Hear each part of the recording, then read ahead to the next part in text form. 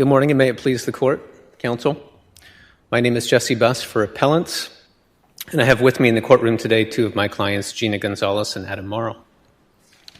Unlike the case you just heard, this matter never made it anywhere close to trial, didn't make it to summary judgment either. This is a motion to dismiss.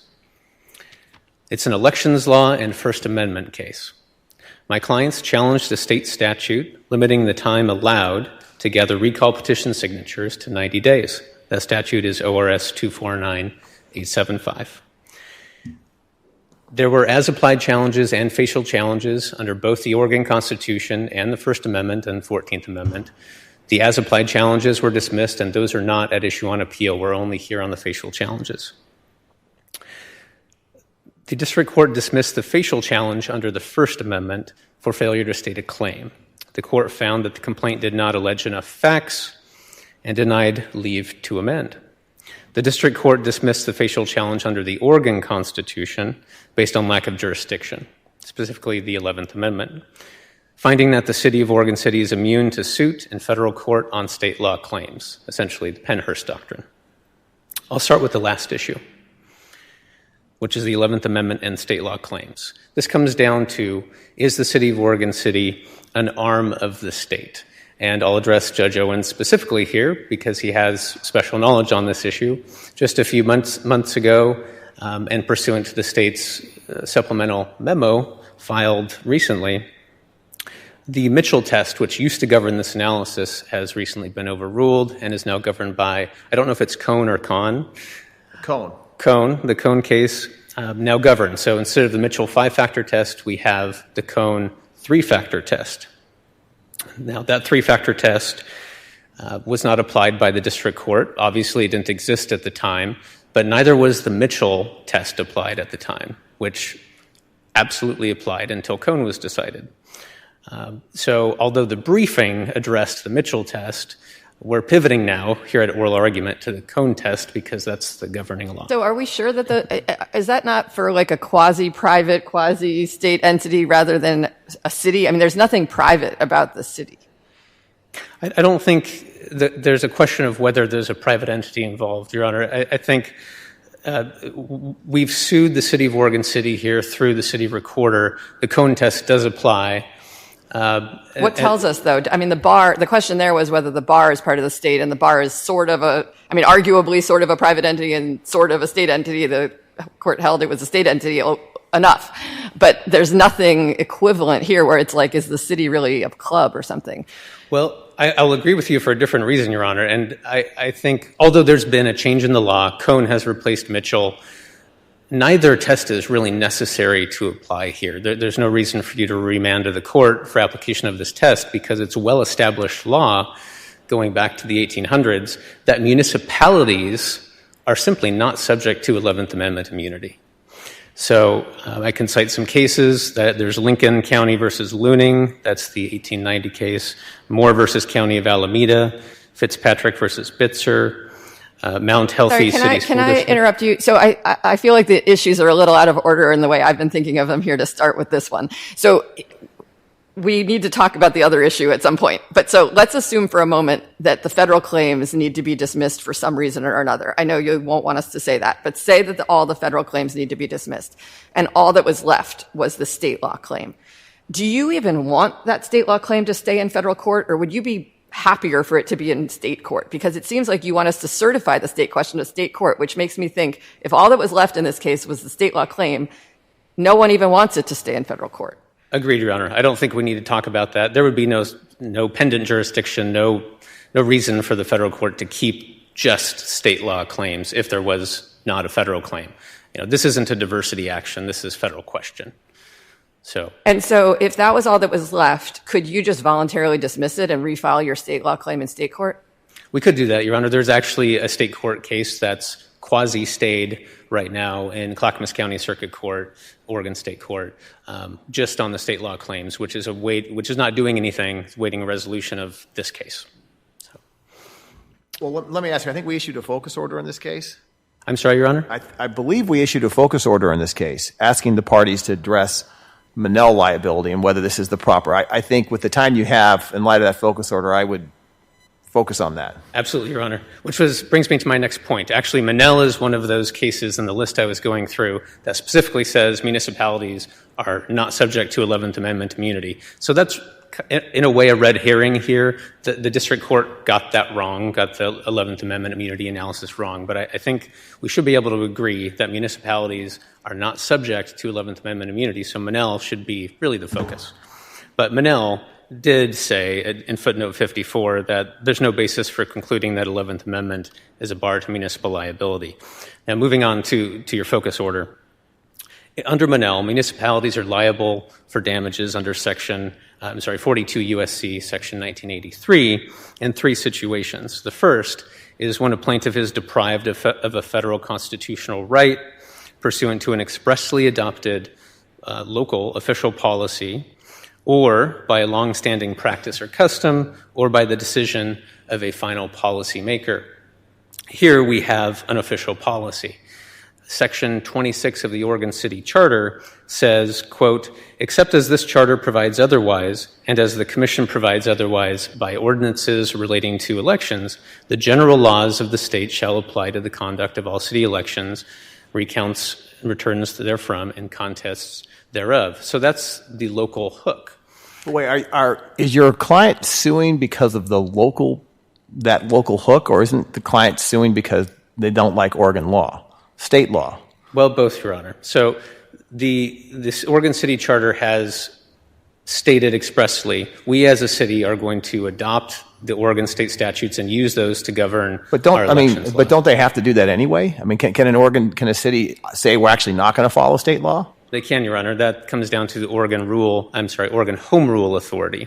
Under the Oregon Constitution, it's well established that local governments have the ability and the exclusive lawmaking power for some areas of law. And that's under the case of City of LeGrand and Astoria versus the Public Employees Retirement Board. It's a 1978 Oregon Supreme Court case.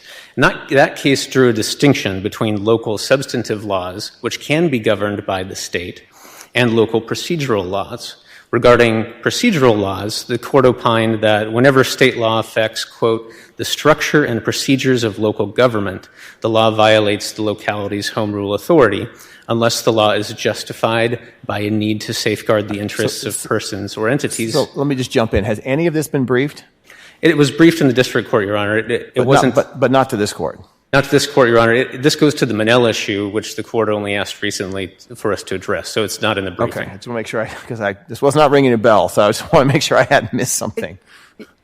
I did look at the district court briefing on this, so I do know about the City of LeGrand case you're talking about, and I think you were just getting to the point that there are exceptions for when the state can override the local law, and it includes when there's an area of substantive regulatory interest by the state. And I don't really understand why this wouldn't be one of them. Like, why doesn't the state have an interest in making sure that recall procedures are fair and that they're not taken advantage of or manipulated? I mean, it seems like these are some pretty basic rules about how they should work. Judge Friedland, certainly the state has that interest at the state level because the recall right under the Oregon Constitution applies at every level of Oregon government. Certainly they can regulate at the state level. But at the local level, the city has its own separate interests. The state has no interest, certainly not one they've articulated, in the need to regulate locally. And specifically below in the district court, the state said, this is at 3 ER 354, the state says the recall goes to the very heart of Oregon's self-government, when and how it elects the officials who govern the state. The same is true at the local level. The recall right goes to the very core of who is elected and who represents and governs the city, because we're talking about recall of city commissioners here and mayors in this case. So, and in the case of State X Rail Postal Weight if we disagree with you about that and we think the state has an interest, then the city policy saying we're going to follow state law kind of washes out because they didn't have a choice, and then there would be no Monell liability, right? Absolutely, Your Honor. And then we switch the analysis to Ex parte Young. Well, why don't you just lose at that point? Because if your claim here is against the city official in their official capacity, and under Monell we're supposed to treat that as a claim against the city, And if you can't meet the criteria for Monell liability, why don't you just lose? And why do you get to jump to Ex parte Young at that point? Because there are two frames here, Your Honor. There's a frame through Monell, which only governs Section 1983 claims. It doesn't govern state law claims. Right. We're only talking about your federal claim here, which is purposes of your federal claim.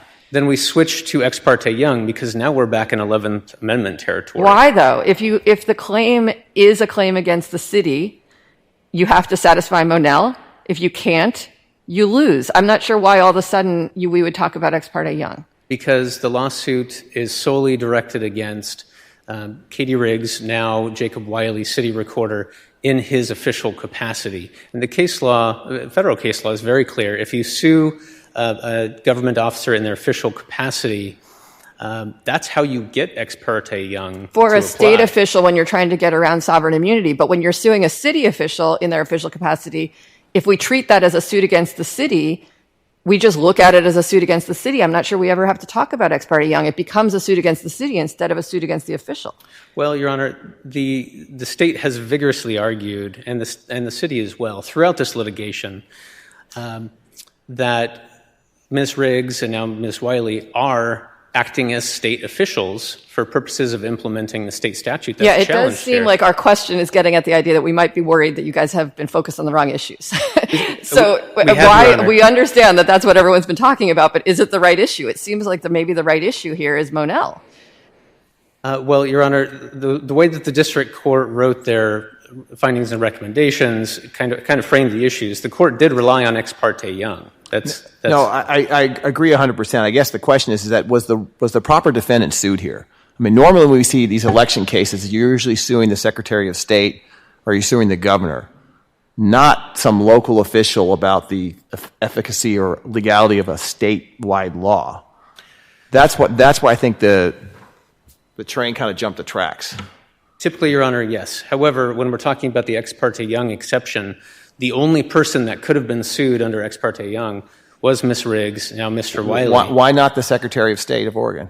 Because under Article 2, Section 18 of the Oregon Constitution, it's the local official that is given the responsibility for administering these election laws. So you're saying that under Oregon law, the local official is the equivalent of the Secretary of State?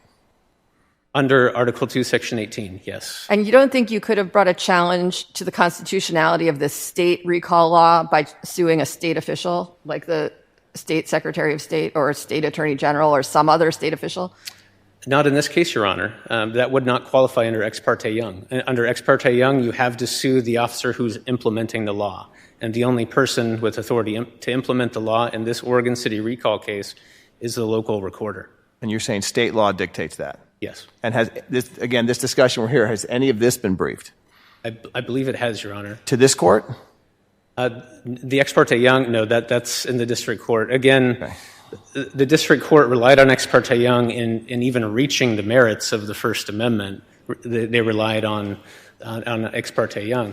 So but if we think, though, that this has just gone in the totally wrong direction because you chose to sue the city official, whether you had to do that or not, I'm not sure, but you did. And if that in an official capacity counts as a suit against the city, and so we're actually should be analyzing this case under Monell and not under Ex parte Young, should you have needed to allege the city policy in your complaint? I mean, if you're under the completely wrong framework here, should you have a chance to amend, or is this not fixable? What should we do if we think this whole case has been litigated wrong? Well, my clients repeatedly asked the district court for leave to amend. There's no futility here, Your Honor. As is clear from this discussion, there's either Monell liability or there's Ex parte Young exception liability. One or the other. Either framework applies, but that doesn't mean there is liability. I'm not sure you've stated a claim. I am very skeptical that you've stated a claim under Monell. I'm not sure if you could help me with that, but so far you haven't shown me that there's a policy of the city that is really the problem here. Well, Your Honor, we may not have stated a claim under Monell.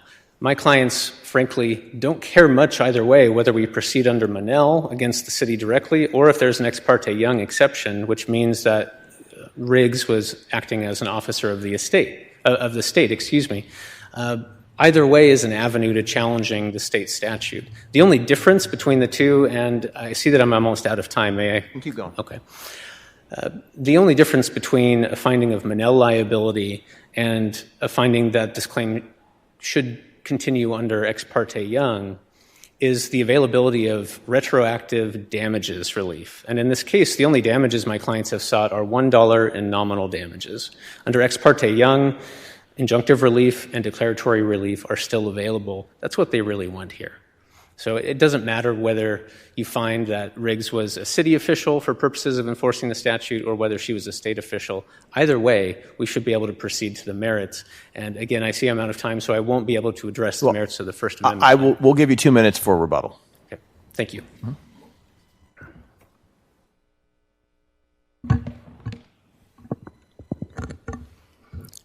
May it please the Court, Counsel Benjamin Gutman appearing on behalf of the State of Oregon. And I'll begin with the Monell issue, which I think is, in a way, the flip side of the 11th Amendment issue that we have briefed. And I guess we are sort of in a funny position where our view is that the city recorder in this particular instance is acting as a state official, which means that we're not in Monell territory, we're in Ex parte Young territory. And the prospective federal claims should be addressed on the merits as they were in the district court. But I guess, I mean, if you disagree with that, then yes, I mean, I agree. If you take plaintiffs at face value that they're actually intending to sue the city of Oregon City and not the state through a local official acting with their state official hat on, then they haven't stated a federal claim for that reason as well.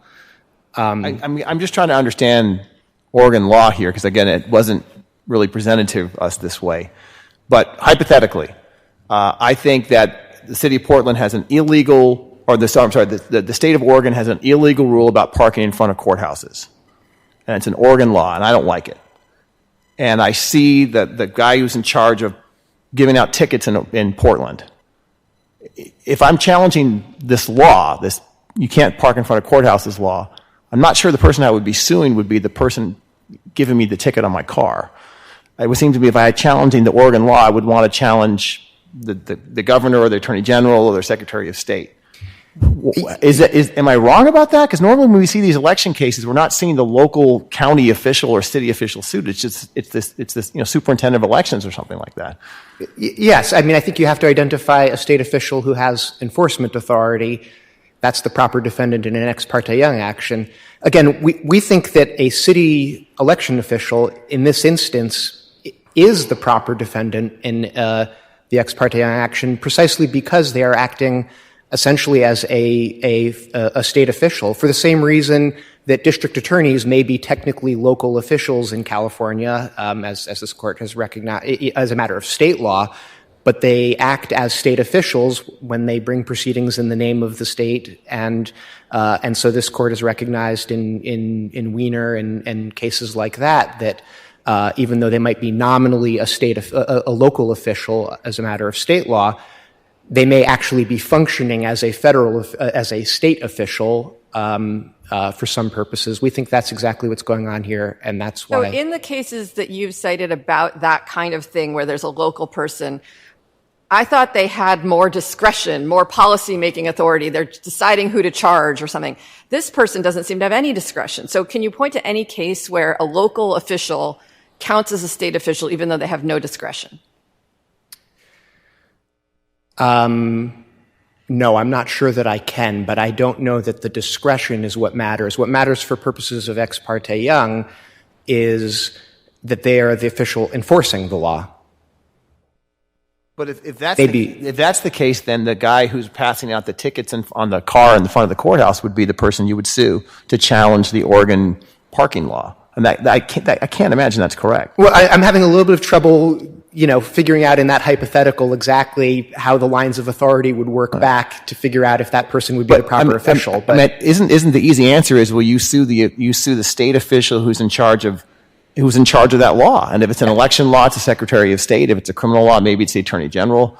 I guess otherwise, it seems to me you'd have these federal suits against local officials constantly, rather than against the state official who's actually in charge of the legislation. I mean, tell me if I'm wrong here, but I've never seen a case like this, election case. It's always Secretary of State. I think it's typically the Secretary of State. I would agree with that. And is there any reason that the Oregon Secretary of State could not have been the defendant here? Well, I mean, the Secretary of State wasn't asked to do it. On the facts of this particular local election, I don't think anybody ever asked the Secretary of State to do anything. But it's a facial challenge to the state statute, so it's the craziest thing. I mean, a facial challenge to there used to be an as-applied. Maybe that would be different, but that's out of our domain at this point. All we have is a facial challenge to the state statute, so why are we talking about the city? In fact, I think you're a lawyer for the state. The city's not even here, right? It's weird. I think that's right. I mean, you'd have to establish a justiciable claim. You'd have to show standing, and you'd have to show ripeness and all of those sorts of things. But yes, if you could establish all of that and bring a facial claim, I can't think of a reason why you couldn't bring it against the Secretary of State. And the state intervened in this case because this is a state law, the constitutionality of state law, quintessential state interest. We are the real party that has a stake in this, and I mean, as I think you can see from the way the case has been litigated, the city doesn't really, except maybe at the margins. They're just following state law on this question. And under the 11th Amendment, if the state of Oregon is here, you can't be a defendant in this case. That's correct. So, well, except the secretary, a state official under ex parte, but correct. Right, the state can't be. Correct. And again, I don't see a state official in this case. Correct. Unless there's something in Oregon law that says that Mr. Wiley is actually a state official. That has been our argument all along here, is again citing the McMillan and Weiner and cases like that even though somebody might be that public officials can wear multiple hats, and you might be a local official for some purposes, and yet when you are enforcing a state law subject to the supervision of and direction of a state official, you might be acting as a state official. But so, those cases that you cited, though, as I said before, are about final policy makers. So, district attorneys who are making charging decisions for the state. We don't have this person doing any decision making for the state other than ministerial following the law. I would agree with that. So it seems like those cases are not that helpful to tell us that this is how we should be. I'm not going to. I mean, if the upshot of that is that plaintiffs sued the wrong person and the federal claims ought to be dismissed on that basis, I'm certainly not going to, I mean, it seems like then we have to go down this Monell track, because if we take it at face value, it really is a city official, and then in the official capacity, it really is the city. Now we're in Monell, and we have this. I think then we get to this home rule morass. Well, I mean, in theory could, but I guess what I would say about that is the magistrate judge found that that this was not a city policy, applying that that federal state law preempted local law on this particular issue, and that was not objected to in plaintiff's objections to the district judge. So I think you could just say that issue is waived. I see. So then we just treat it as decided that it's really a state policy, not a city policy. So then they would fail under Monell if we just take that as given, because there's no city policy. Correct. If we do. And then would your argument be they don't have a chance to amend to fix their Monell theory? It's too late? Or what do you think about that? Well, I mean, we do think it would be futile to fix it precisely because the magistrate judge got this right. I mean, first of all, they haven't identified a city policy here at all. I mean, all they've identified is maybe in theory a city could choose to do something differently, but they haven't identified any respect in which Oregon City, in fact, has chosen to do something other than follow state law. But second, this is an area that I think you can read the statutes on their face. They pretty clearly, cover the field here. I mean, I'm not aware of any municipality that tries to have, preempt to supersede state law or set aside state law in this area to do something that would be longer. I mean, maybe in theory they could have a shorter deadline, but I don't see any way they could have a longer deadline as a matter of I'm just curious, why didn't you raise the waiver argument, the fact they didn't object to the findings in your arguments? Because this was never raised on appeal either. I mean, the way this case has been framed has been a dispute over the 11th Amendment. Again, our view is that the city recorder is acting as a state official for these purposes, and so the case should be analyzed in that way. I guess what I'm saying is if you disagree with that and you're trying to analyze the Monell issue, then I think that really has fallen out of the case. But that's not our view of how the case ought to be analyzed. Okay. So if we, one way or the other, agree that the federal claims have to be dismissed here, it seems like the plaintiffs would be willing to take their state claims to state court. Maybe they would voluntarily dismiss. Maybe the district court would say, I'm not going to exercise jurisdiction anymore. Do you agree that that would be okay? They could refile in state court, or are you going to say that it's too late to do that, or that's res judicata or something? Well, it wouldn't be, I don't think that would be res judicata. They have, in fact, filed in state court. We have a state court case with the same parties and the same issues that hasn't gone anywhere. There may be procedural bars to that case. I mean, there may be standing questions or ripeness questions or proper party questions, but I don't think there would be there wouldn't be anything about this case that would bar them from proceeding with that case. I just wanted to make sure that anything we do won't interfere with their ability to bring that claim in state court, which seems like is where it belongs. I don't see how it would. I mean, it was dismissed for lack of jurisdiction. I don't think that would have any sort of If we effect. say that they haven't succeeded in the elements of Monell, though, that might not actually be for lack of jurisdiction. That could be on the merits. Does that matter? It's still only the federal claim that would be. It would be the federal claim. Well, I suppose that could have preclusive effect on the question of whether who's the right defendant. I mean, if the reasoning of this court is, at least for the purpose of the federal claim, that this really isn't a proper suit against the local official, but needs to be against the state official. I mean, I think if we said Monell, we would say this is a suit against the city, and they haven't met the claims for the elements of a suit against the city, so they lose. If we did that, would it have any effect on their state law claim in state court? I think it might, in theory, have an impact on the question of who the proper defendant in state court is. To the extent, maybe it wouldn't, but I think it might depend on exactly what this court said and whether it explicitly or implicitly said that, but I don't think it would necessarily. I mean, that would be a ruling as a matter of. Who is currently the defendant in state court? It's the city recorder. And not a state official? No, the state has intervened in that case as well. So that suit could then proceed against the state in state court, and we would avoid this whole issue because there would be no 11th Amendment issue. There would be no 11th Amendment issue. I mean, again, there may be. I mean, that suit was filed long after the events at issue here. I think there may be some standing questions about that, but those would be procedural issues, sort of unrelated to the merits of this federal case. Well, would the dismissal of this case affect any relief that could be obtained in state court? I don't think directly. No, I mean, the relief that could be obtained in state court would be governed by the state laws. I guess I will point out that if you get to that stage where you've dismissed the federal claim and you're trying to figure out what to do about the state claim, there is a passage in Pennhurst that discusses this issue. Pennhurst, of course, was the case about the ability to sue state officials for violation of state law. There were local or county officials in that case as well, and the court said, we've been asked to allow this suit to proceed just against the county officials on the state claims. We don't think that would be appropriate because there's no way to provide effectual relief in a program where there is county and state intertwined involvement. And that would, again, be the same here. And that was as a matter of pendant jurisdiction, which we now call supplemental jurisdiction. So the court there says, at that point, when that's all that's left, we should just not exercise supplemental jurisdiction. Correct.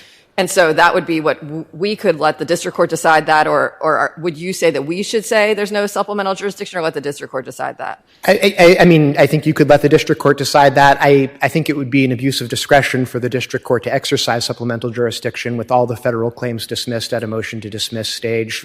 It also seems like no one even wants them here. Correct. And so I'm having trouble seeing how anything we say about a federal claim needing to be through Monell and not succeeding could have anything to do with the state law claim posture in the state court. I can't quite see how what we would say about the federal claim proper defendant would affect that. But even if it somehow could they add a state defendant in their state case if they needed to? They might be able to. Yeah. Or bring a different case. I'm happy to address the merits if the court would like, but it seems like that might not be helpful here. I'm certainly happy to address any other questions that the court has about this. No, thank you very much. Thank you.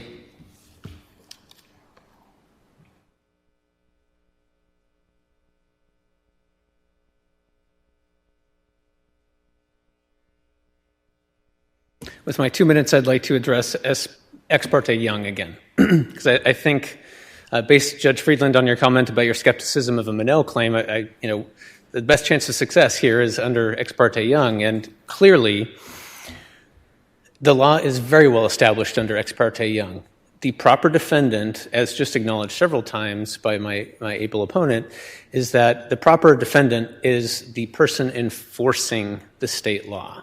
Here, the person enforcing the state law was Katie Riggs, the city recorder. And I'll draw your attention to some Ninth Circuit cases.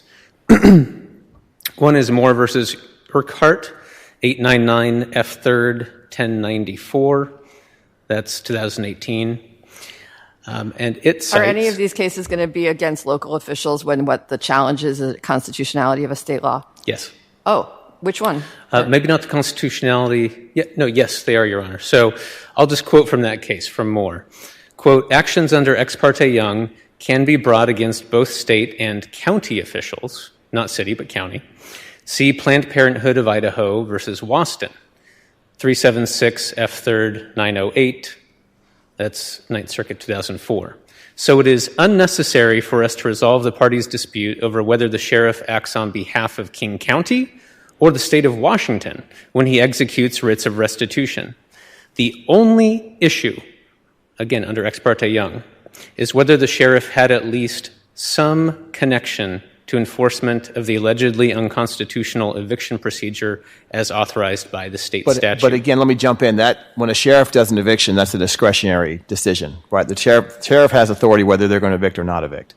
In this case, this goes back to Judge Friedland's question from before. Was there any suggestion that the local official here had any discretion, much like someone who's a sheriff or a police officer would, or district attorney?